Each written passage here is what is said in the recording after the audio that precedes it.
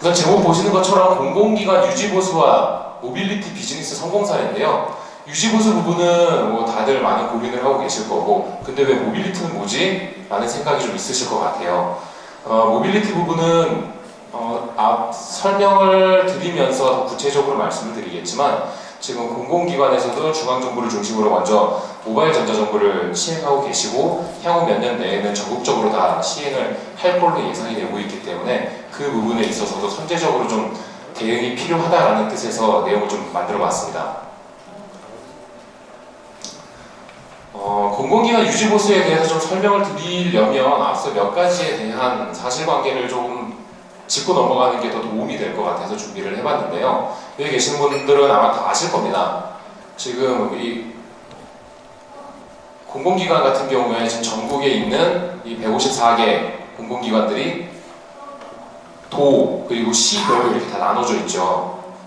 이게 이미 지난 꽤 오래전부터 해서 최근 3년간에 많이 이전이 이루어졌는데, 이게 과거에는 지방이 15%였던 공공기관, 수도권에 85%가 몰려있던 이 공공기관들에서 지금은 이렇게 수도권이 35, 그리고 지방권이 65%로 지금 지방 공공기관 이전이 다 완료가 되셨죠. 그래서 뉴스에도 지금 많이 나오잖아요. 세종 쪽이라든지 지방 쪽으로 이전하신 분들, 공공기관에 계신 공무원분들이 자리에 안 계시다가 서울에 계시더라. 그래서 뭐 일하는 방식에 역시 뭐 유연근무제 하면 실은 드릴 말씀 되게 많은데, 그거는 다음에 기회가 되면 또 다른 자리에서 좀 말씀을 드릴까 합니다. 이렇게 지금 많은 공공기관 이전으로 인해서 변화들이 생기고 있고, 이 공공기관들 같은 경우에는 이 최근 3년간 14, 15, 16년도에 전체의 70%가 다 이전을 했죠. 그랬을 때 무슨 문제가 발생을 했을까? 그래서 그 문제에 대한 해답을 드리려고 제가 이 자리에 나와 있는 거고요. 그 문제에 대한 문제의식, 문제 제기를 지금부터는 좀 할까 합니다. 어떤 문제가 있을까? 지방 공공기관 이전을 통해서. 지금 이게 예산입니다. 정보사업 예산. 지금 11년부터 17년까지 놓고 보셨을 때 이렇게 완만하진 않죠? 이렇게 꽤 크게 성장을 해오고 있으시다가 15, 16, 17년도에 무려 올해는 4조가 넘는 예산으로 정부와 예산이 편성이 됐죠. 그런데 실제로 따져보면 이 증가율 자체는 감소하고 있어요. 이렇게 많이들 이야기 들어보셨을 겁니다. 절대적인 비용 예산 자체는 늘고 있지만 그 예산의 증가폭 자체가 최근 들어갈수록 점점 줄고 있고, 심지어 올해는 작년 대비해서 1.7%밖에 증가하지 않았다. 정부와 예산이. 그렇다면 그 정부와 예산이 1.7%밖에 증가하지 않았는데 어떤 식으로 편성이 돼 있을까 좀 찾아봤습니다. 대표적이죠. 뭐 이 소프트웨어 구축 같은 경우가 가장 많은 70%, 상용 소프트웨어 7%, 하드웨어 23%, 거의 대부분 다 소프트웨어 구축, 즉 SI 사업 쪽으로 70%가 편성이 되어 있는데, 그거를 조금 더 뜯어봤어요. 이렇게 SI 개발 사업과 유지관리 사업으로 크게 두 가지 분야로 나눌 수 있습니다. 2016년, 17년도를 예산을 좀 비교를 해봤거든요. 그랬더니 소프트웨어 개발 사업 예산은 16년 대비 17년에 오히려 3.5%가 줄었습니다. 그러니까 SI 사업 자체 규모가 좀 줄었죠. 그런데 반대로 유지관리 사업 부분은 6.7%로 비중이 88.8%를 차지할 정도로 오히려 더 많이 늘었습니다. 아까 전체 예산은 1.7%밖에 안 늘었는데 그 중에 있어서 유지관리 예산은 6.7%가 는 거죠. 유지관리가 그만큼 중요해지고 있다. 조금 더 구체적으로 보면 사업 수에서 시스템 운영 유지관리 사업 수 자체가 실은 유지관리가 전체의 SI 사업의 70%가 차지해요. 사업 수만. 예산은 58.8%를 차지하고요. 2080이라고 해서 파레토의 법칙처럼 실은 80%의 비중은 기존 시스템을 유지관리하는데 노동력과 비용이 들어가고 20%는 SI 사업이나 새로운 것들을 추진하는 데 예산과 비용이 들어갑니다. 시간이 들어갑니다. 뭐 일반 기업들도 실은 그렇거든요. 저희 회사도 마찬가지로 80%에 대한 예산과 인력들은 다 기존 사업들을 유지하는 데 들어가고요. 나머지 20%를 신규 사업 쪽으로 투자를 하는 편입니다. 이거는 이제 운영관리론 쪽에 나오는 그래프인데요. 크게 운영관리 부분에 있어서 설계 도입기와 운영관리기로 이렇게 두 가지로 나눌 수가 있습니다. 설계 도입기는 보시는 것처럼 비용과 시간, 성능이 돈을 들이는 거에 정비례해서 이렇게 늘어납니다. 실은 설계를 하고 처음에 시스템을 구축할 때 시간과 비용을 들이면 그만큼의 퍼포먼스가 나오죠. 하지만 구축이 완료된 다음에 운영관리기에 들어갔을 때는 이 품질을 유지하기 위해서 들어가는 시간과 비용이 꼭 정비례하지 않습니다. 비용은 여전히 많이 들어가는데 성능 퍼포먼스는 그 현 상태를 유지하는 수준에서 머무른다는 거죠. 하지만 그게 가성비가 안 나온다고 비용을 줄이거나 한다면 이 성능에 떨어지는 낙폭은 훨씬 더 커지게 되는 겁니다. 이게 실은 운영관리기론에서 나오는 이야기더라고요. 그래서 제가 작년에 육군정보화발전 세미나에서도 말씀을 드렸었는데 현재 저희 대한민국, 우리나라 대한민국의 공공 부분에 있어서 이런 정보화 사업 부분이 이미 과거 정부 그리고 2000년을 넘어오면서 인터넷이 등장했을 때 엄청난 투자를 통해서 급속도로 발전을 했습니다. 그래서 현재는 여기 보이시는 것처럼 요 설계 도입기를 지나서 이미 국내의 공공부문 정보화는 운영관리기에 들어와 있다라고 판단이 되는 거죠. 그런데 한쪽 측면에서는 이런 기사들이 있더라고요. 전자신문에서 이제 15, 16년에 나왔던 얘기인데 30년 전에 36%였던 소프트웨어 유지관리율이 지금은 10% 미만이다. 실은 공개적으로는 15%까지 유지관리율을 올리겠다라고선 이야기들을 많이 하고 있죠. 하지만 실질적으로는 5에서 7% 정도로 유지관리율이 대부분은 정해지고 있습니다. 그러다 보니까 발생한 게 뭐냐? 신청기업이 없는 거예요. 특히나 지금처럼 공공기관들이 다 지방으로 이전했을 때는 유지관리 부분들을 아까 이 운영관리기에 보여드렸던 것처럼 충분한 비용과 시간을 들여서 유지를 해줘야 하는데 대부분의 많은 유지관리 업체들이 다 지방대에 위치해 있으시죠. 그러다 보니까 적은 유지관리 요율을 가지고 실은 일정 수준의 퀄리티를 보장하기가 어려운 시대가 됐습니다. 그래서 저희가 그 유지관리를 필요로 하는 기업 또는 공공기관 그리고 유지보수를 제공해야 하는 업체들에게 저희가 제안을 드렸던 게 바로 이런 클라우드 원격 소프트웨어예요. 물론 여기 계신 공공기관들 대부분 다 망굴리를 쓰시기 때문에 클라우드 서비스 우리는 못 써 라고 하실 수 있는데 성공 사례로 보여드릴 내용 부분 같은 경우에는 망굴리 환경에서 지금 원격을 통한 유지보수를 어떻게 하고 계신지를 좀 말씀을 드리도록 하겠습니다. 뭐 이런 경제선 뭐 다 좋은 얘기죠. 이런 클라우드는 이런 좋은 점이 있다. 그리고 뭐 미래창조과학부에서도 예전부터 이미 상용 소프트웨어와 클라우드를 중심으로 나아가겠다라고 했고요. 그래서 실은 얼마 전에는 클라우드 지원센터라고 작년에 개소하기도 했죠. 공공기관의 클라우드를 넓히겠다라고 하시면서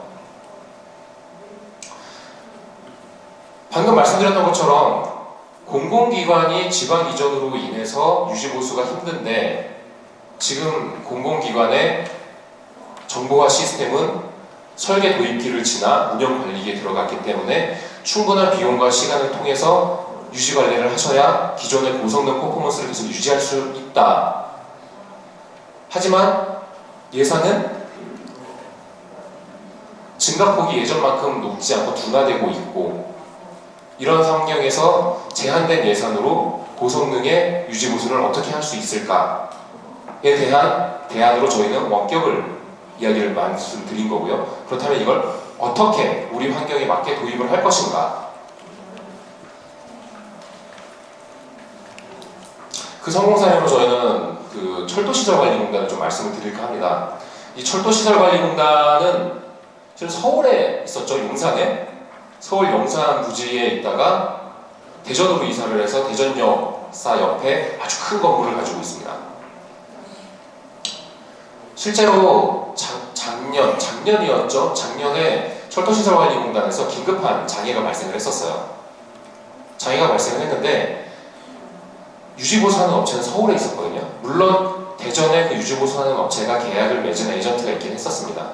하지만 그 긴급한 상황을 복구하기 위해서 그 에이전트가 공단에 들어와서 작업을 해도 실은 그 스킬이 서울에 있었던 그 유지관리 업체에 비해서는 현격히 모자랐기 때문에 실은 원하는 시간 내에 복구를 하지 못했다라고 하시더라고요. 그러시면서 저희한테 요청을 하셨던 게 바로 저희 여기 맨 위에 제목이 조그맣게 보이네요.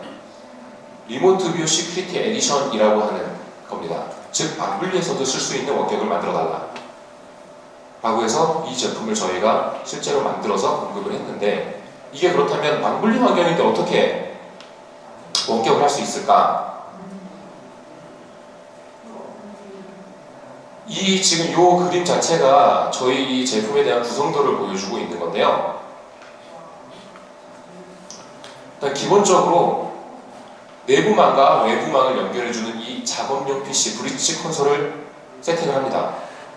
그러면 많은 분들이 생각하시죠. 아니 그렇게 되면 일단 보안의 위험 요소 아니야? 일단 이게 생기기 때문에. 하지만 아마 대부분 망블리 환경을 구축하신 공단이나 또는 공공기관에서도 내 외부망을 연동시켜주는 또는 연결할 수 있는 브릿지 터미널을 하나씩 두고 계실 거예요. 저희는 이것 자체가 존재하는 걸 없애는 게 아니라 이 브릿지 콘솔이 존재함으로써 발생할 수 있는 위험 요소를 어떻게 예방하고 사후 대책을 세울까를 더 고민을 했습니다. 그렇다면 어떤 식으로 했는지, 외부에 있는 협력사나 또는 유지보수 업체가 내부에 있는 관리자에게 접속 승인 요청을 합니다. 접속 승인 요청에는 내가 어떤 작업을 할 것이고 얼마나 시간이 걸릴 거다라는 걸 명시해서 보내는 거죠. 그랬을 때 내부에서 관리자는 그것에 대한 승인을 내주는데, 그 승인을 내줄 때 아이디 자체가 딱 한 번 쓸 수 있는 원타임 아이디를 제공을 해줍니다. 그 아이디는 그 신청한 시간 이외에는 다시 쓰실 수는 없어요. 그리고 예를 들어 저는 30분만 작업할 겁니다 신청을 했다면 30분이 지나면 자동으로 디스커넥트 됩니다.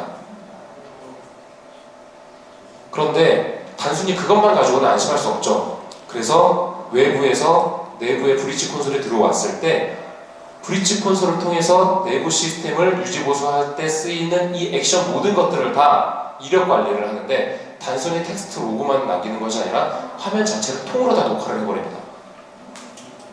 예를 들면 어떤 폴더를 열었고 어떤 페이지를 열었고 하는 것들을 다 녹화를 하기 때문에 나중에 로그 데이터를 보고서 알 수 없는 것도 아예 화면 자체를 열어놓고 어떤 작업을 했는지를 직관적으로 알 수 있는 이런 시스템인 거죠. 물론 여기에 보안적인 요소, 기술적 보안으로 들어가는 암호화라든지 관리적 보안으로 들어가는 녹화 파일, 그리고 마지막으로 물리적 보안으로 들어가는 것들까지 다 이 안에는 다 녹아져 있습니다. 여기에 제가 보안 부분들까지는 다 얘기하기는 너무 양이 많아서 20분이라는 제한 시간이 있기 때문에 보안 부분은 제가 따로 넣진 않았습니다. 만약에 궁금하시다면 저희 부스에 오셔서 물어보시면 저희 시간과 구체도 함께 드리면서 설명을 좀 드릴 수 있을 겁니다. 방금 말씀드렸던 그런 순서입니다. 협력업체가 신청을 하고 관리자가 승인을 해주면 접속한다 라는 방식에 대한 설명이었고요. 방금 이렇게 제가 지금 너무 말을 빨리 하나요? 20분밖에 없어서 이 양이 실은 40분짜리 양이거든요. 그러다 보니까 제가 말을 너무 빨리 해서 중간중간에 아마 이해 못하시는 부분들도 있으실 것 같아요. 그러시면 저희 부스로 오십시오. 전화를 주셔도 되고요. 충분히 설명드리도록 하겠습니다. 여기서는 아마 이런 게 있구나, 구체적으로 모르셔도 저렇게 쓰는 데도 있고 저런 게 못 쓰는 게 아니었네, 쓸 수도 있네 라고 이해하시면 좋을 것 같습니다. 두 번째 주제를 말씀드릴 게 이 모빌리티 비즈니스 부분입니다. 처음에 말씀드렸던 것처럼 이제 공공기관에서도 아마 대부분 다 공공기관에서도 요즘은 모바일 앱 개발해서 다 모바일 앱 서비스 하고 계시죠. 대국민 서비스로. PC에 대한 원격 제어는 대부분 많이 보셨을 텐데 이 모빌리티는 그렇다면 어떻게 할 수 있을까라는 것을 좀 설명을 드리려고 한 거고요. 이런 시장이 커가고 있다 이런 거는 말씀 안 드려도 좋을 정도로 다들 워낙 많이 알고 계신 내용들이시죠. 구글 같은 경우에는 예전에는 모바일 퍼스트를 외치다가 지금은 모바일 온리를 외치다가 더 나아가서는 AI 운리를 막 외치고 있는 상황이라 모바일이 중요하다는 부분은 뭐 더 이상 강조드리지 않아도 될 것 같습니다. 이렇게 모바일이 실은 기업이든 아니면은 일반인들의 실생활에 많이 들어오다 보니까 지금 IT 관리자들의 고민이 더 많이 늘어나더라고요. 이 IT 관리자들의 설문을 통해서 나왔던 결과인데 총 5가지의 IT 관리자들의 고민 중에 첫 번째가 실은 모바일 디바이스를 어떻게 사용하고 어떻게 관리를 시킬까라는 것에 대해서 제일 고민이 많으시더라고요. 그리고 네 번째가 리모트 액세스 부분이었어요.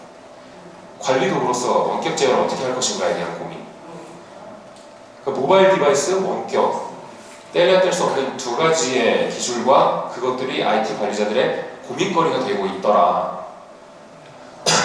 공공기관에 그렇다면 모빌리티는 생소하게 느끼실 것 같아서, 그리고 공공기관 모빌리티 뭐 원격 제어까지 할 필요 있어? 라고 생각하실 것 같아서 왜 필요한지를 짧게 말씀을 드리도록 하겠습니다. 이게 중앙부처 공무원의 연령별 현황인데요. 보시는 것처럼 20대, 50대 중에 4, 50대 비중이 70% 가까이 됩니다. 여기 계신 분들도 다 30대 후반 내지는 40대 분들 아니신가요? 여기 40대 분도 여기 앞에 앉아 계시지 않습니까? 이렇게 40, 50대 연령층들이 주로 공무원 중에서도 가장 중요한 역할들을 많이 하고 계시다는 거예요. 이것과 이어서 제가 다른 설문조사를 하나 갖고 왔는데요. 20대는 20%, 50대는 50% 그렇다라고 응답한 설문입니다.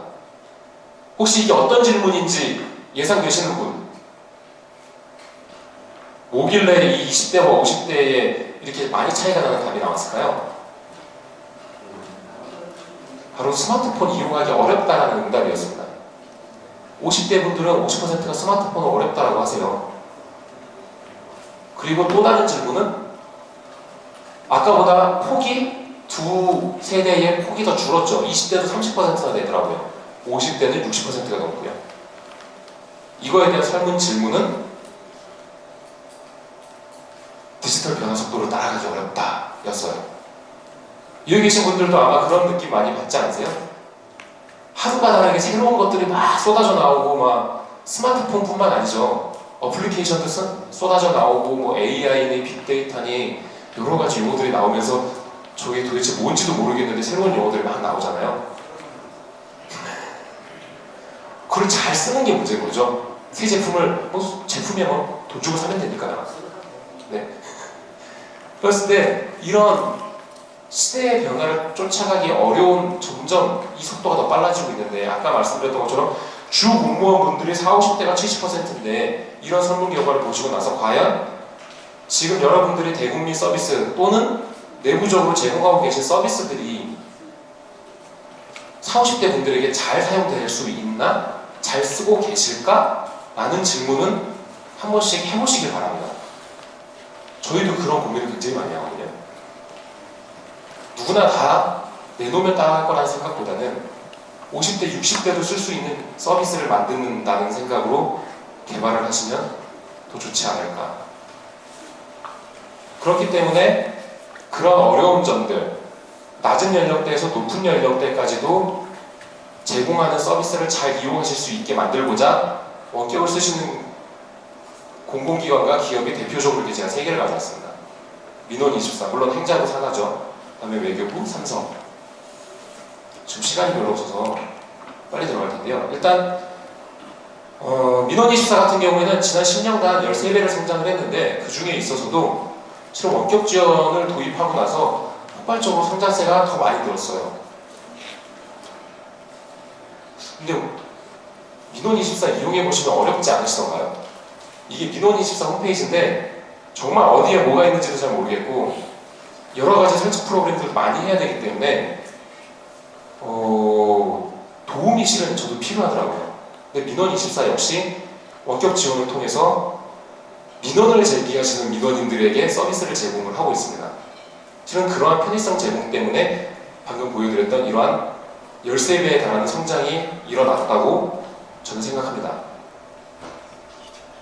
행자부 또한 작년부터 재작년이었나요? 작년 초였나 모바일 전자정부를 시범적으로 중앙정부에서 운영을 하고 있는데 그 모바일 정부 내에서도 모바일 전자정부가 공무원분들에게 잘 이용되게 하기 위해서 원격 지원을 활용하고 계십니다. 요거는 좀 제가 특이한 사례여서 보여드리려고 갖고 왔는데 지금 시간이 다 끝났기 때문에 뭔지만 간단하게 말씀드릴게요. 요 복합기,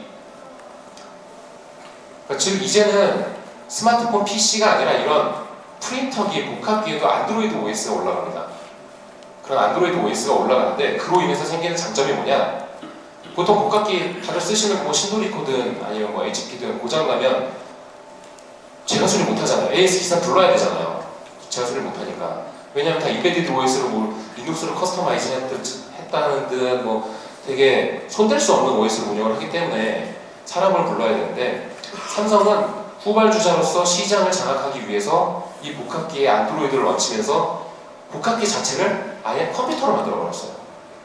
그래서 원격을 통해서 이런 종이 걸림 같은 하드웨어적 문제도 원격으로, 그리고 AS 기사가 꼭 자리에 없고 외부에 있어도 이거를 원격으로 해볼 수 있게 모바일 투 모바일 원격 지원을 도입해서 현재 쓰고 있습니다. 이 부분을 이렇게 PC도 원격 지원하고 모바일도 원격 지원하고 아까 같은 종이 걸림 같은 상황도 원격 지원하고 이러한 것들을 제가 이 자리에서 말씀드리는 이유는 이게 지금 멀지 않았다는 얘기예요. 삼성은 복합기에 이미 안드로이드 들어갔죠. 그리고 냉장고에 지금 타이젠이나 안드로이드 들어간 냉장고 보셨죠. 그리고 앞으로는 이런 모바일 OS를 응용을 해서 표준화된 가정기기들이 많이 늘어나게 될 겁니다. 왜냐하면 지금도 문제가 되고 있는 건 실은 OS와 디바이스 파편화가 워낙 많이 문제가 되고 있거든요. 그래서 대형 기업들을 중심으로 해서 애플, 구글, 삼성, LG 같은 대형 글로벌 기업들을 중심으로 해서 표준화 바람이 불고 있고 그 표준화로 인해서 모든 기기들에 다 이런 모바일 OS를 중심으로 발전해 나갈 거다라는 게 예상입니다. 그렇다면 공공기관 역시도 그렇게 발전하지 않을까요? 저는 당연히 공공기관도 그렇게 갈 거라고 봅니다. 대국민 서비스를 더 편하게 하기 위해서. 그렇기 때문에 이런 원격 지원이 단순히 PC만 원격 지원한다라는 개념보다는 PC뿐만 아니라 스마트폰, 현장 그리고 다양한 컴퓨팅들에도 적용이 된다라고만 좀 이해해 주시면